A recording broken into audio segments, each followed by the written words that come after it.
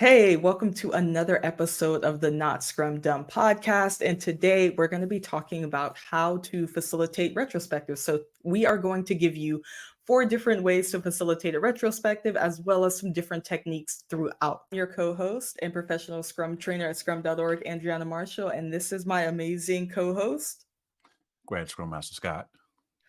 Scott. In case someone doesn't know what a sprint retrospective is, can you give them a brief summary of what it is? Absolutely, Andriana. I would love to. Sprint Retrospective is one of the 5 events in the Scrum framework. Why would you want to do the Sprint Retrospective? It is a mandatory event. The purpose of it is to plan ways to increase quality and effectiveness. Now, there's several different ways we can get to that goal. We're looking at 4 to 5 things in the sprint retrospective. One, we're looking at the individuals. Do we have the right people on our team? We're looking at interactions. Are we talking to each other enough and also in the right way? We're looking at the process, how we're doing the scrum process. And we're looking at the tools. Do the developers have the right tools they need to get the job done? And finally, this is the formal place that we update our definition of done. With that said, now we're going to go through this here event so that we can pull away at least one continuous improvement item. Now the Scrum Guide is less prescriptive in this version, and it says that we may put it in sprint planning for the next sprint. Now I can't imagine any Scrum team going through all of this work, spending up to 3 hours for a 1 month time box to do this and not put it in the next sprint. But the Scrum Guide is not prescriptive. You may put it in the sprint backlog. Another thing I like to tell my PSM1 classes is think of the sprint retrospective as we are inspecting ourselves.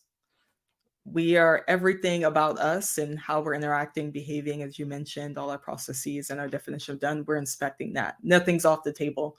And that could be product owner, developer interactions, anything.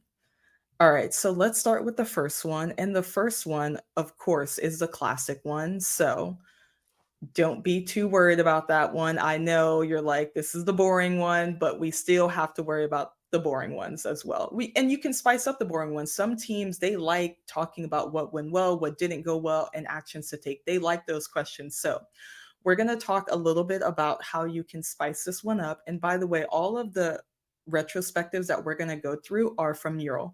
So we also wanted something that was easy for you to take a template from. These are all templates from Mural. They are free templates. You don't have to pay for these. It's really quick to spice up your retrospective. So the first thing we'll talk about is the classic retro. Now, Scott, we talked about how you can spice this up with 1, 2, 4 all liberating structure. Do you want to tell us how we would do the 1, 2, 4 all liberating structure? Absolutely, Andriana. Liberating structures, I love that. And that's a very easy one. One, two, four, all, just like it says. So if we're using the technique liberating structures, the one is everybody's going to take 1 minute and write down your answer to that question. Hey, what went well? Everybody take 1 minute. Clock is ticking. 1, 2, 3, 4. Time's up. 60 seconds up now. For the 2 in 1, 2, 4 all, now I want you to pair up with somebody else and talk about your answer in terms of what went well this sprint. Now pair up with somebody else, and you're going to have 2 minutes to talk about your 2 answers and come up with the one best answer. Clock is ticking. Go. Tick tock. Time's up. Now for this liberating structure, 1, 2, 4 all, we're in stage 3. Now, everybody take 4 minutes, pair up with another pair, talk about your 2 solutions, and come up with the one best solution. Go. Clock is ticking. You have 4 minutes. Time is up. Now, we all going to come back together and talk about 2 solutions that have been vetted throughout the entire Scrum team, just like that. Did you see the magic? Now, we have 5 minutes for the last phase. This is the all phase.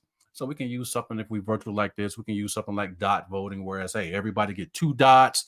You can put both of your answers on the same solution, or you can put 1 and 1, however you want to do it. And we as Scrum Masters are going to facilitate that and count up the one with the most dots to make sure the team agrees with that particular point, and that becomes our item for that category of what went well. Andriana.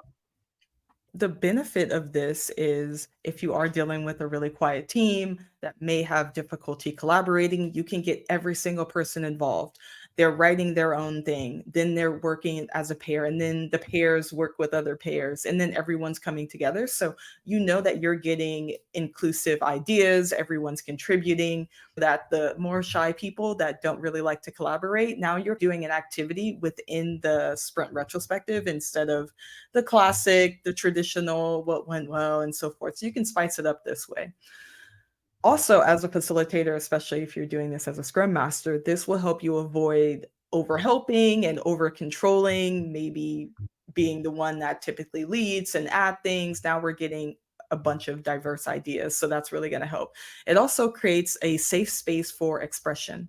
So everyone can express themselves without fear of retribution. Hopefully, your team never has that fear, but just in case. And then, like I already mentioned, it really helps with the people that are a little bit more silent. They're contributing. It enriches the quality of how you're observing and the insights that you get before you actually express it verbally out loud. And it builds naturally towards consensus or shared ideas. So we touched on liberating structure. And by the way, you can use liberating structure for every one of the ones that we're talking about. It's a facilitation technique that you can use for any retrospective, no matter what your template or your format is. For the second one that we are going to talk about start, stop, and continue. It is what it says it is. What are we going to start doing? What are we going to stop doing? And what do we actually want to continue doing? Scott, do you want to add a little bit more to this one? I like this in retro. I have used this in basically with a new team startup. We've gone through, let's say, 3 or 4 iterations of actually doing Scrum for the first season, if you will. And I like this as a way to reflect on, hey, how are we using the Scrum process? Is there, what should we start doing? What should we stop doing? What should we continue doing? Do we need to add anything else? So I like using this to, if there's anything I need to add to the Scrum framework to make our lives better at work and on the Scrum team, this is a great one that I've used for that particular purpose. And I think it's a nice little switch up from the classic one. There are a few more additional prompts and Mhm. questions that you can get answers from your team.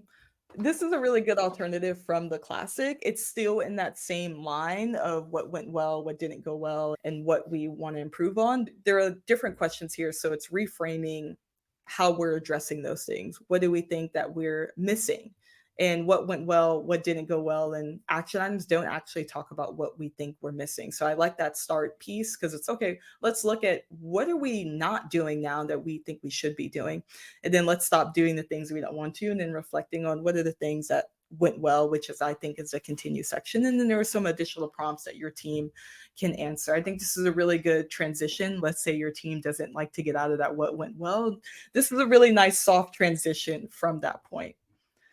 For our third way to run a retrospective, we have the radar retrospective. And the first thing you do is really just understand who's there. The second thing, you are focusing on what added value, what did not add value, and what are some new improvement ideas. So each team member will take a sticky, they'll write down, they'll put it in the appropriate areas.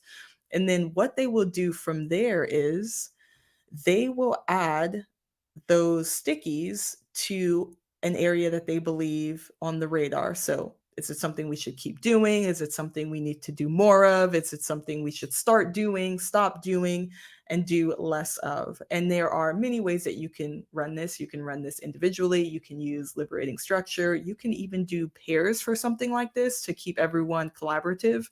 I personally like this one because it's a multi-step activity and it keeps people engaged. It's not boring. They get to do some of the same, everything goes together with wondering like what we did with our performance because we're obviously inspecting ourselves. But I like the deeper radar aspect of, okay, we actually do this, but maybe we should do a little less of this. What do you think, Scott? I love this retrospective. The first time I saw it, the first word that stuck out to me was value. Scrum is all about delivering value to our stakeholders, to our customers. And I like this because if your team is just getting in the weeds of things, we just doing stuff and we've forgotten about our product goal, we've forgotten about our mission, and we just in the mundane and monotony of stuff. This is a great retrospective to do to say, hey, what value are we creating? That's a good question. So it's a great way to reel your team back in. And hey, let's stay focused on the goal and let's stay focused on our team working agreement. Let's stay focused on the behaviors that we want to have on the team and whatever else that we may be working on to try to get to that destination of being a high performing, a great team, whatever that may look like in your environment. Andriana. And to add on, some of the benefits of this is the team is working together to share insights that may surface and influence your learning. It provides an actionable next step for team members to prioritize upcoming work. For example, if your team is having a really hard time creating action items by the end, this is a type of retrospective that can help you make sure that you get a few action items at the end. It helps you visualize and prioritize the feedback for actions for the team, and it highlights how teams are pivoting and prioritizing their work and the value that they deliver on it. So instead of just, all right, we have 10 action items, but actually prioritizing which ones you want to do next, this is really going to help you do that. It also is going to highlight where the team needs to pivot, and that's going to be really important moving forward. Our fourth and final one for today is the worst sprint retrospective. Now, it sounds scary and crazy, but it's actually very interesting. So, you'll start with this one with what do you remember from the last sprint? So, what do you remember? And especially if you have a 1 month sprint, it's really nice to start off with what do you remember actually happened and trigger your memory so that you can adequately inspect yourself. So the team will grab the stickies and they'll talk about from sprint planning to the moment of sprint retrospective, what actually happened. And then after that nice little warm up, you will go into how to make the next sprint worse. Scott, tell us about this. Oh, yeah. I love this question. This is a great question, a great retrospective to ask. If your team, if you're doing retrospective Scrum Masters for a while and it's getting mundane and they're not really engaged or they can't seem to come up with any answers, flip the question. So we're going to start out with the negative weight. So how to make the next sprint worse? What can we do to fail? What can we do to whatever? You want to pull out the negative aspect because unfortunately, more often than not, that the negative stuff tends to get more attention than the positive stuff. So let's use that to our advantage. So let's flip this thing. Instead of what can we do to get it done, what can we do not to get it done? Oh, how to make the next sprint worse. And we're going to list a whole bunch of things that we can do to make that this way, when it comes to the brainstorming session, if we're on a whiteboard or something, you're going to get an awful lot more items on the board with the way you ask this question than if you would ask it the positive way. Now that we got all that stuff on the board, our behaviors, the bad things we're doing, whatever it may be, now let's flip that question and go to the next step, Andriana. Now let's decide step number 3, what to do next. We have a lot of negative things on the board. We have a lot of transparent things on the board that we just did in step 2. Now we're going to dive into that and talk about it and figure out, hey, okay, which of these things we need to stop doing or whatever, what can we tweak over here? We trying to move that lever in the right way so that we can figure out a way of how do we get it done? How do we correct our behavior or whatever it is we're trying to do, whatever the theme is, the outcome of that particular sprint. And then for step 4, after we do that, we're going to check out. And I like this. We haven't talked much about this because I believe that feedback is one of the fastest ways to mastery. So rate the retrospective. This is us as facilitators, as Scrum Masters getting feedback. Okay. We spent an awful lot of time coming up with ideas for this retrospective. Hopefully at the end, you ask, hey, team, how did y'all like this? So on that scale from 1 to 10, rate this retrospective. Let me know. Ask for feedback, Scrum Master. Hey, let me know. What can I do to make the next retrospective better? Because when I started my career out, I made the assumption, oh, the team will love this. Oh, the team will like that. And you know what? My best retrospectives ever are the ones that I didn't know what I was going to do until the camera or until I got to the event. And those are still some of my best retrospectives ever because it was just impromptu and it was real time. Andriana.